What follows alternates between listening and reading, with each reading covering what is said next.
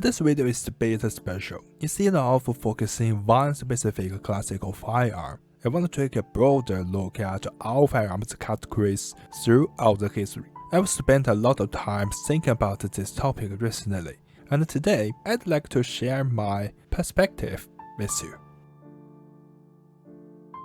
First, why did I decide to make this video? Honestly, I think it's essential. Previously, I simply categorized the firearms by continent, but that approach has many limitations. For instance, when we talk about the European muskets, we usually mean those that appeared on the European continent, like the famous brown base, Charleville, or Jaeger rifle. However, I don't think it's a good idea to put American muskets into a completely separate category.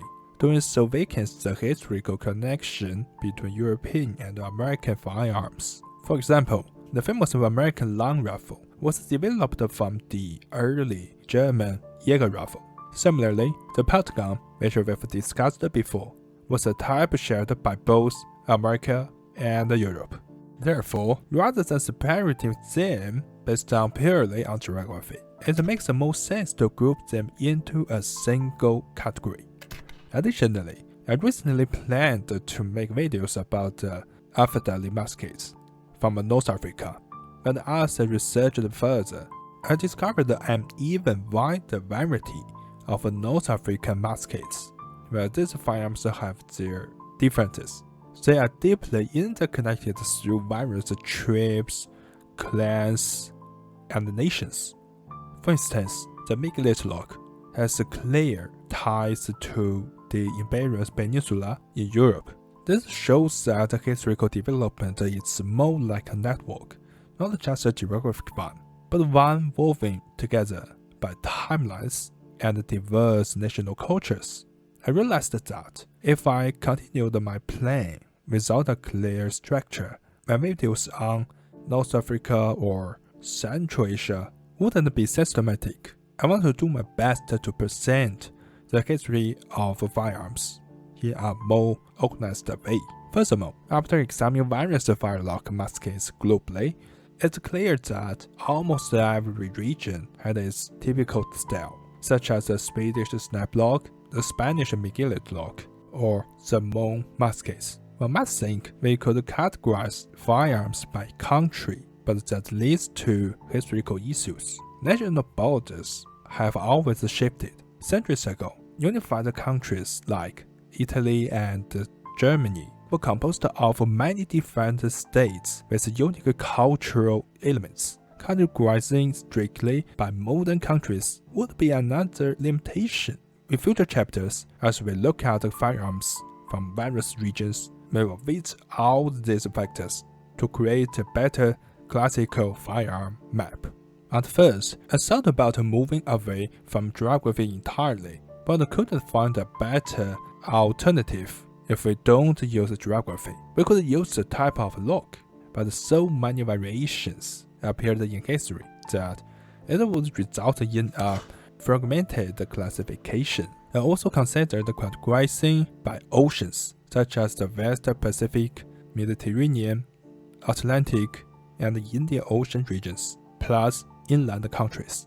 It sounded interesting, but it ignored the central connections and had its own flaws. For example, Hungary and Kazakhstan are both inland, but they are completely different in types of firearms, history, and culture. Ultimately, I decided to keep this simple.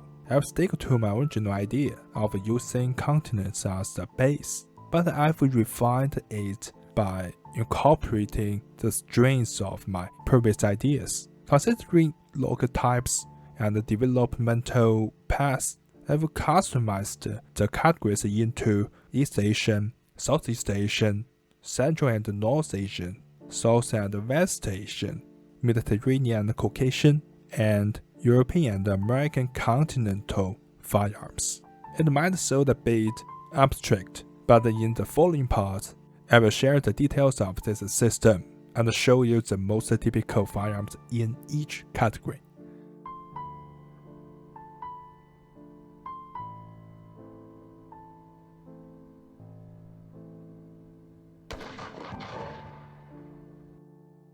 Let's start the first category, East Asian firearms. This was actually the very first classical firearm series I ever created. Originally, I just called the category Asian firearms. But Asia is such a massive continent. The cultures, regions, histories, and even the people vary so much, from west to east and north to south. That's why this time I've broken this large category down into several smaller parts. You might wonder why I once considered putting East Asia and Southeast Asia in one category.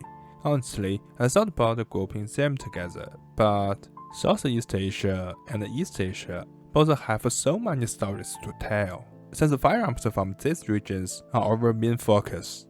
And as we discover more traditional firearms and the hidden history behind them, I've decided that each region deserves its own dedicated topic. Even though I've separated East Asian and Southeast Asian firearms into two series, we still need to look at the bridge or the crossroad between the two regions. Take Vietnam for example. Vietnam is a Southeast Asian country and uses a Latin-based script for its language today, but historically, it was part of a Sinosphere. Many of these cultural elements are much closer to East Asia. In terms of firearms, Vietnamese matchlocks are almost identical to Japanese ones, along with Malay matchlocks. They all likely originated from Portuguese matchlock technology. Given these factors, Vietnamese firearms can be seen as the bridge connecting to East Asia. The second example is China. Geographically, China is in East Asia, but it connects North, Central, and South Asia. This position is reflected in its firearms history.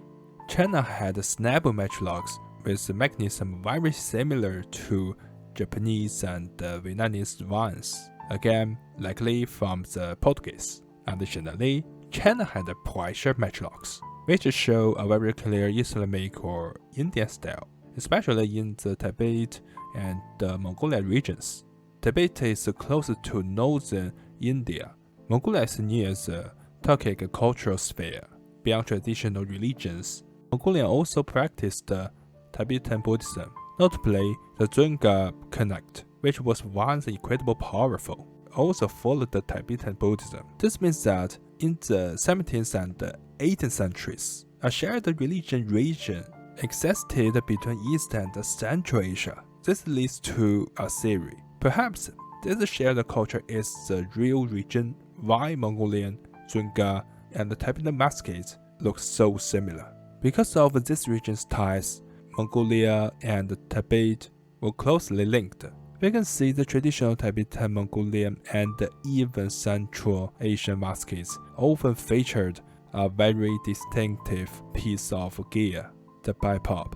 Later, during the Qing dynasty, both regions came under the rule of the central government. This bipop style matchlock even influenced the royal firearms of the Qing court. Many surviving Chinese matchlocks today don't have the bipop, but they still have the mounting socket. It's possible the bipop was removed because it was too heavy, or maybe it was just lost over the centuries. Today, we often see the muskets alone, but the socket remains as a trace of their original design. Looking at all these factors, a clear picture emerges. Whether you look at ancient books from the Ming Dynasty or surviving firearms from the Qing Dynasty, the variety of Chinese muskets is quite impressive.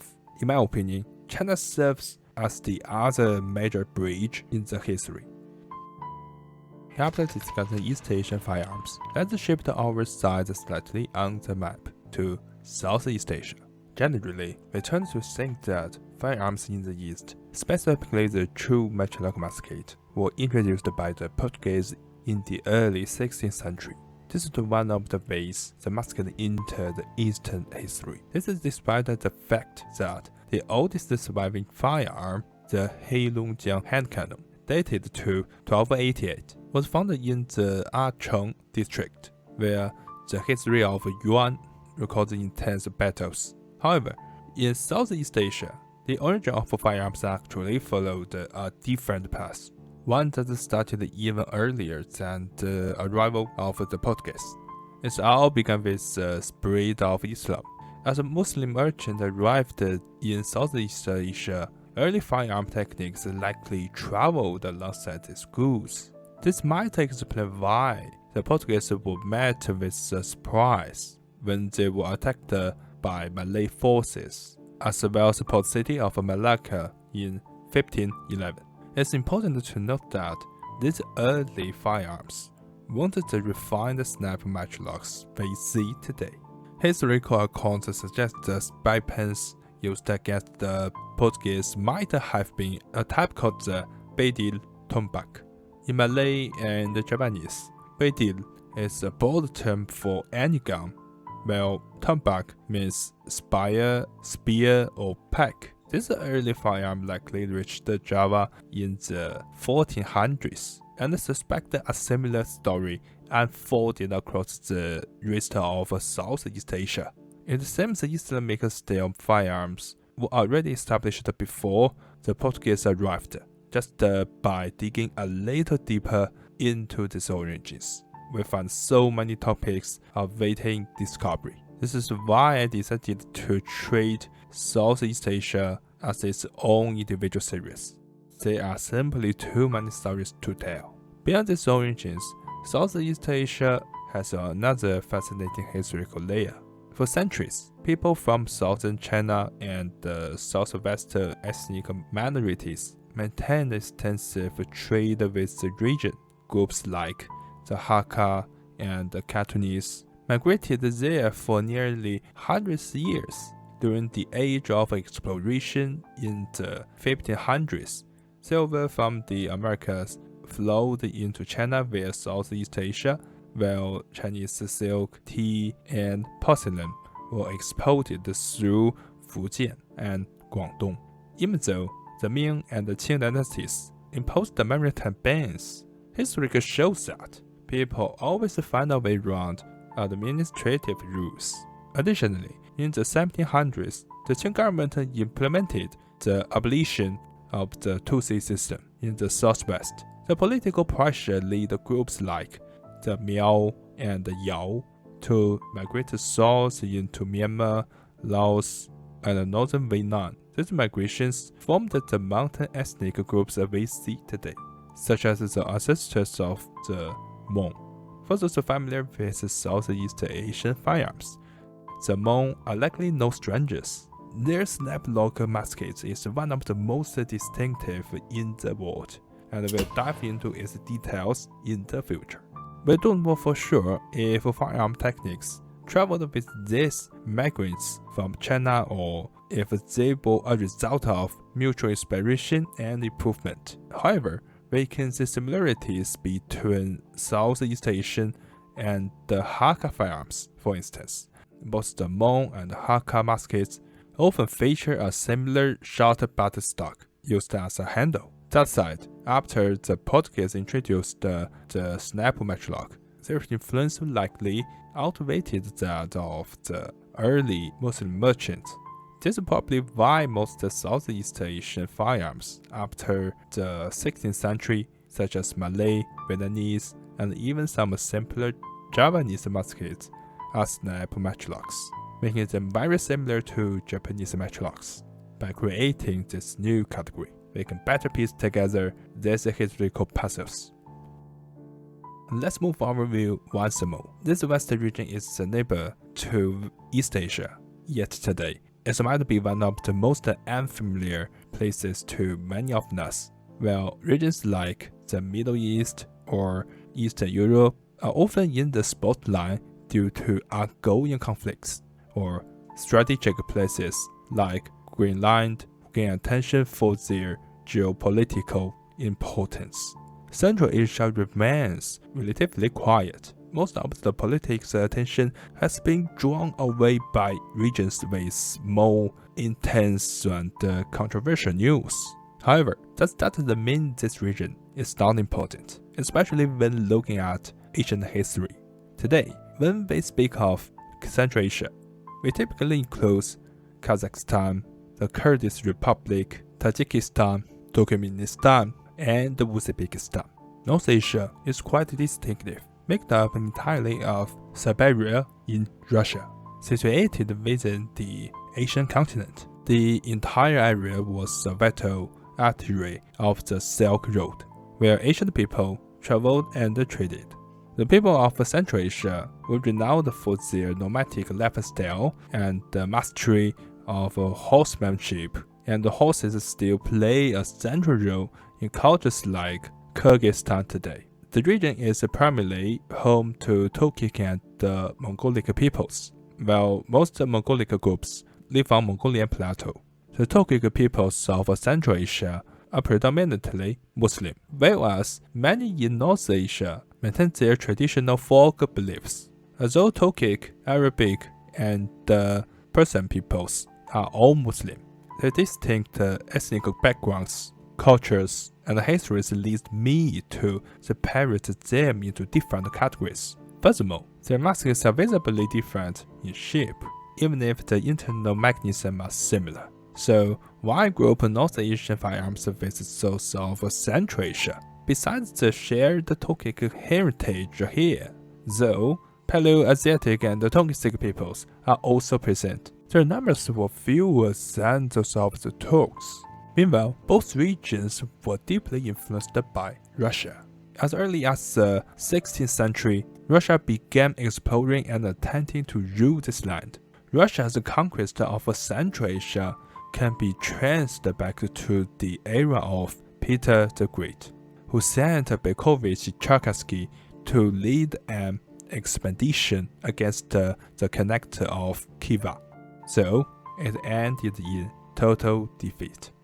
Over the following century, Russia adopted a fortress-by-fortress strategy, establishing a line of defensive outposts along the edge of Kazakh steppe, such as Orenburg and Omsk, and gradually encroaching upon the Kazakh Khanate.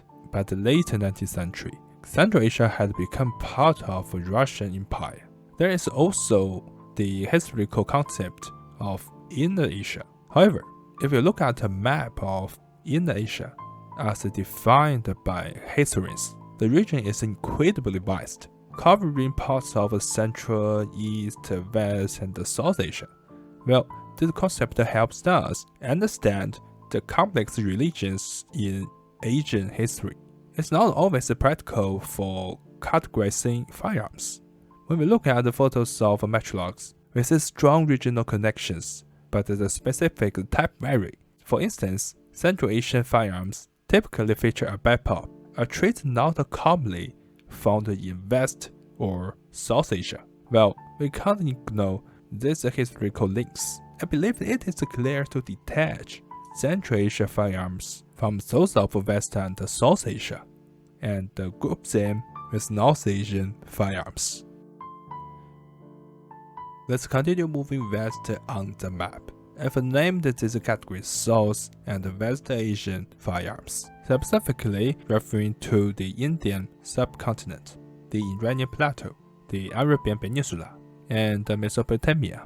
You might notice that I haven't placed the Ottoman firearms into a separate category here. Instead, I view the Ottoman Empire as a vital bridge within this region. In historical records, the earliest reference to what might have been arquebuses, called tüfek in Ottoman Turkish, dates back to between 1394 and 1465 among the Janissary Corps. By 1444, it was still unclear whether these were true arquebuses or simply small cannons.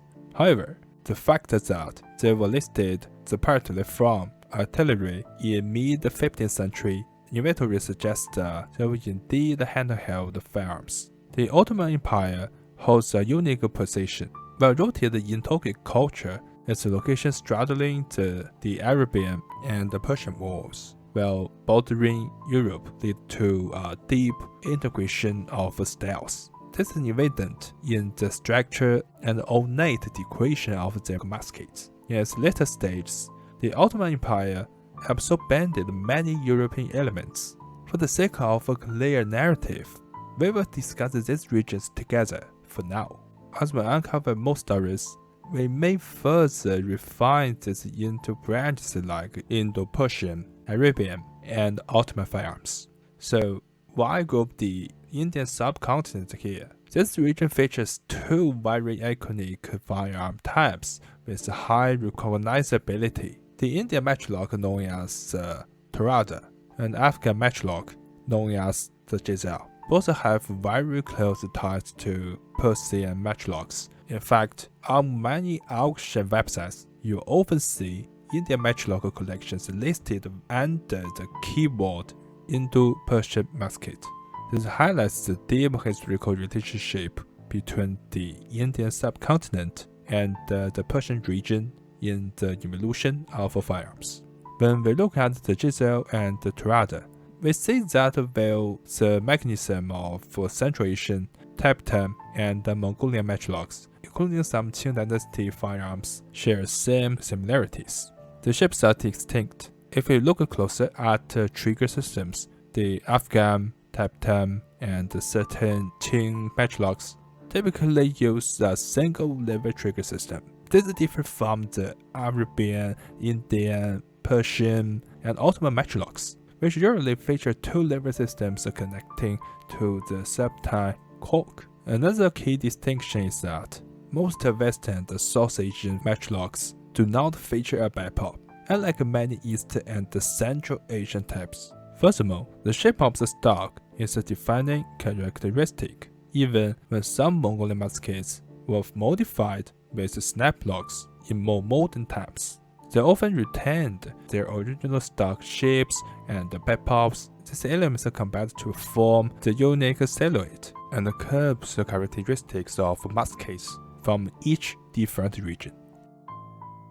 We have now arrived at the truly special region, the ultimate crossroads of history. This area is not only the frontier between the Islamic and the Christian wars, but has also been the cradle of cartoonists, philosophers, artists, and splendid civilizations for thousands of years. This is Mediterranean region. You may also notice a unique choice in my system. I've included the Caucasus region in this category. Much like the Mediterranean, the Caucasus serves as a historical borderland between Christianity and Islam. Before explaining my reasoning for this classification and identifying the most iconic musket here, let's define the specific sub-regions: the Iberian Peninsula, the Italian Peninsula, the Balkan Peninsula, North Africa, the Ottoman Heartland,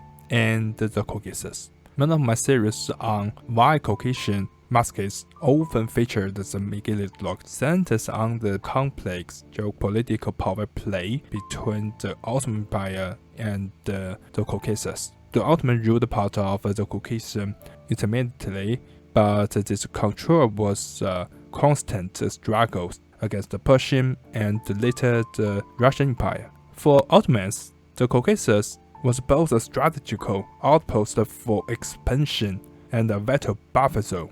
During the 16th and 17th centuries, the same period when the Megillus lock was likely invented, we saw the final expulsion of Muslims from the Iberian Peninsula. This era was marked by signs of firearm technology flowing and spreading rapidly across these regions.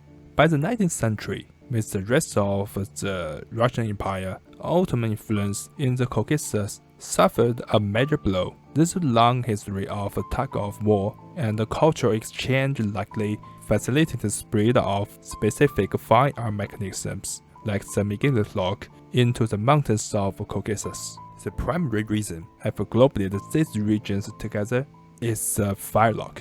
In my previous videos, I've discussed the Megillus lock. It is undoubtedly the most common and iconic mechanism in this category, while Spain and Italy eventually produced many westernized flintlocks. I believe this was the later stage in their historical evolution. By placing these European countries in this category, I wanted to highlight their unique technological rules. The Miguelito lock first appeared in Spain in the 16th century, shortly after the Algiers military disaster.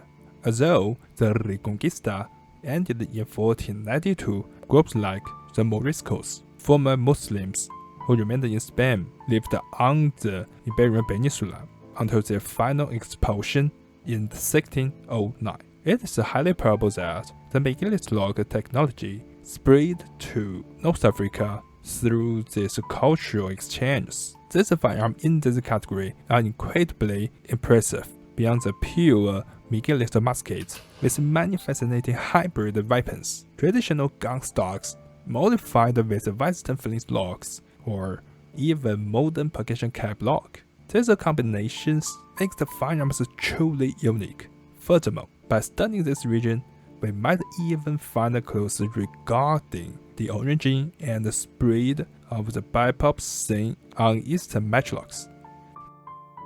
We have finally arrived at the heart of modern firearms history, a journey spanning from black powder flintlock muzzleloaders to smokeless powder automatic weapons, European and American firearms.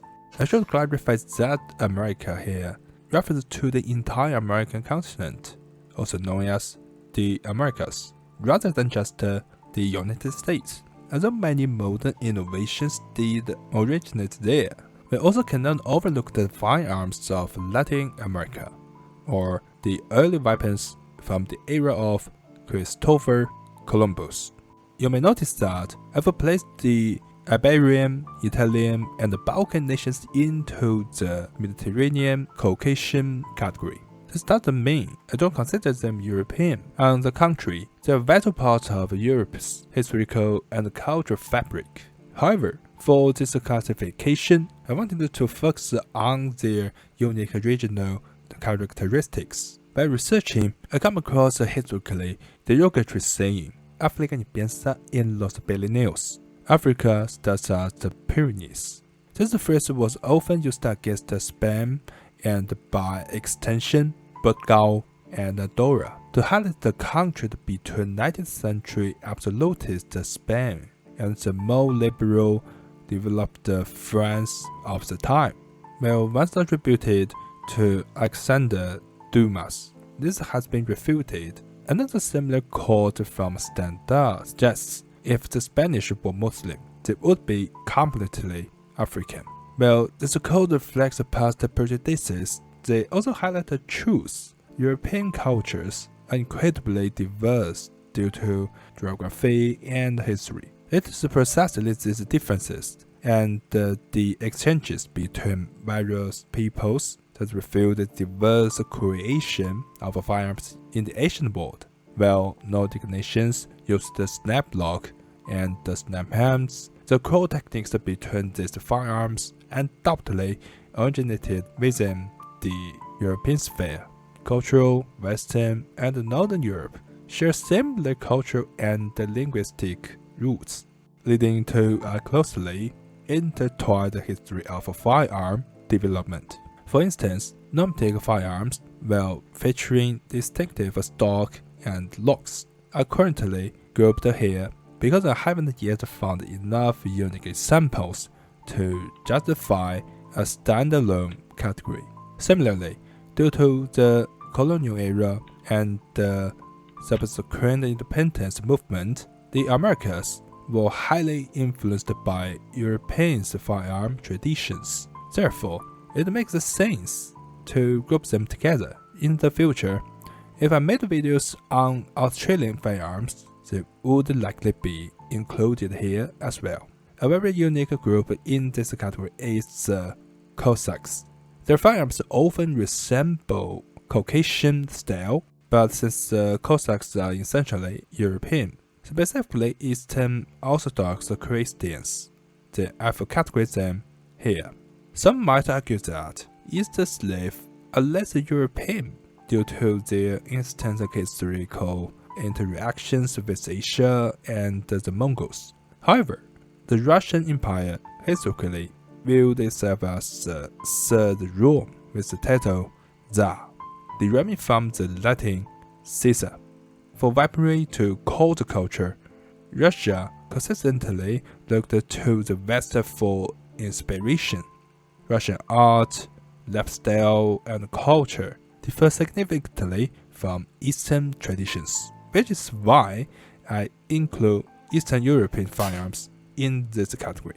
Given that Europe and the Americas cover such a vast range of history, this category will likely be subdivided as we uncover more stories. That concludes our view of European and American firearms.